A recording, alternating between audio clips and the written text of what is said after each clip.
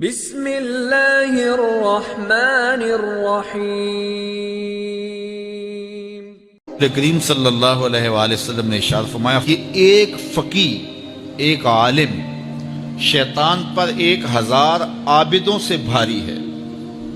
1000 عابد عبادت میں لگے ہوں شیطان کو ان کی وہ ٹینشن نہیں ہوتی جو ایک عالم کی ٹینشن ہوتی ہے۔ اس لیے وہ ایک طالب علم کو دین سے ہٹانے کے لیے جتنی محنت کرتا ہے وہ ایک تہجد گزار کو تہجد سے ہٹانے کے لیے وہ محنت نہیں کرتا۔ ہمارے استاد فرمایا کرتے تھے کہ شیطان تخت لگا کے بیٹھ گیا تو کسی نے آ کے بتایا کہ میں 2 آدمیوں کے درمیان لڑائی ڈال دی ہے، تو وہ بڑا خوش ہوا، تھپکی دی اپنے چیلوں کو کہ تو نے بہت اچھا کیا ہے۔ پھر کسی نے آ کے بتایا کہ میں نے چوری کی واردات کروا دی ہے، تو اس نے اس کو بھی تھپکی دی۔ پھر کسی نے کہا کہ میں نے جو ہے وہ برائی اور بدی تک لوگوں کو پہنچا دیا ہے اور زناکاری میں لوگ میری کوششوں سے مبتلا ہو گئے ہیں، تو اس نے کہا واہ واہ تو نے بھی بہت اچھا کام کیا، اس کو بھی داد دی۔ تو مختلف لوگ آ کے اپنی کارروائیاں اس کے چیلے چانٹے بیان کرتے رہے، اور ایک آیا اور اس نے کہا کہ ایک طالب علم جا رہا تھا تو میں نے اس کو ورغلا کر کے جو ہے وہ دین کی راہوں سے دور کر دیا ہے۔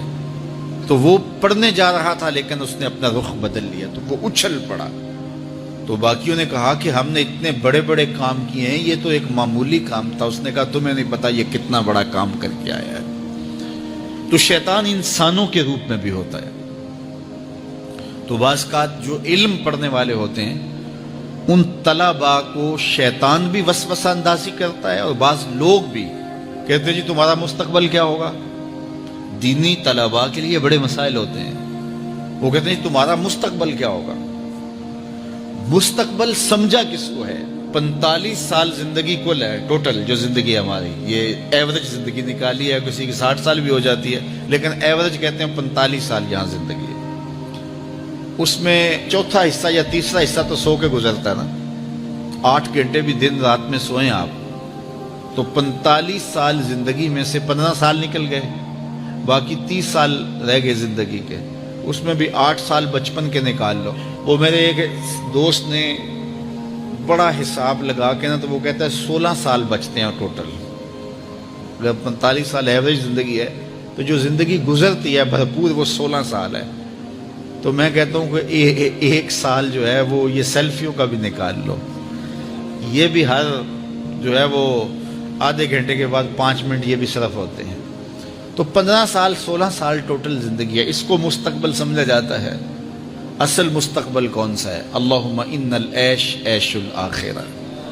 میرے حضور فرماتے ہیں اصل زندگی تو آخرت کی زندگی ہے۔ تو ہم اگر مستقبل اس کو قرار دے دیں اور یہ ساری زندگی جد و جہد کی زندگی قرار دیں اور آخرت کی کھیتی میرے حضور نے فرمایا، تو پھر مستقبل کا تصور ہی بدل جاتا ہے۔ دیکھیے اس 10-15 سالوں کو 20 سال لگا لیں ان کو اچھا گزارنے کے لیے۔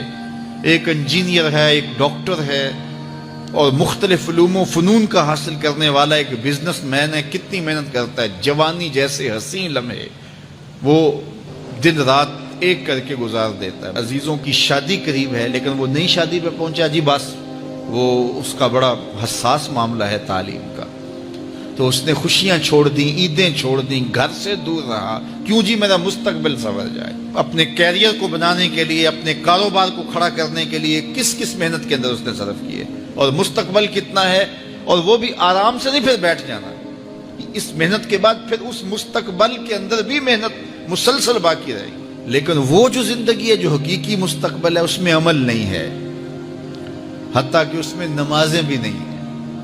آخرت کی زندگی کے اندر ہمارے لیے نمازیں بھی نہیں ہوں گی، روزے بھی نہیں ہوں گے، پھر ٹینشن فری زندگی ہے۔ وَلَكُمْ فِيهَا مَا تَشْتَهِي أَنفُسُكُمْ، جو دل میں آئے گا سامنے پڑا ہوا ہوگا۔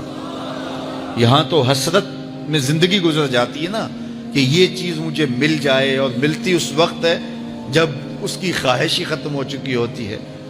لیکن وہاں جو آرزو کرے گا، ابھی آرزو خانہ ذہن میں ہوگی، ابھی ذہن سے دل میں اتر کر کے دل کو بے چین نہیں کرے گی کہ وہ خواہش پہلے پوری ہو چکی ہوگی۔ تو اصل زندگی تو وہ زندگی ہے. تو اس لیے شیطان یہ بہکاتا ہے کہ میاں یہ زندگی کیسے گزرے گی، بالخصوص طلباء کو، دین سیکھنے والوں کو. میں تو اپنے طلباء کو کہتا ہوں کہ میری زندگی اچھی نہیں گزر رہی، میں نے دین پڑھا ہے، میں دین پڑھانے کے کام میں لگا ہوا ہوں، تو کیا میری زندگی اچھی نہیں گزر رہی؟ میں تو مطمئن ہوں، اطمینان کی زندگی گزر رہی ہے. تو دین پڑھو، دین میں خیر ہی خیر ہے، دین میں بلائی ہی بلائی ہے.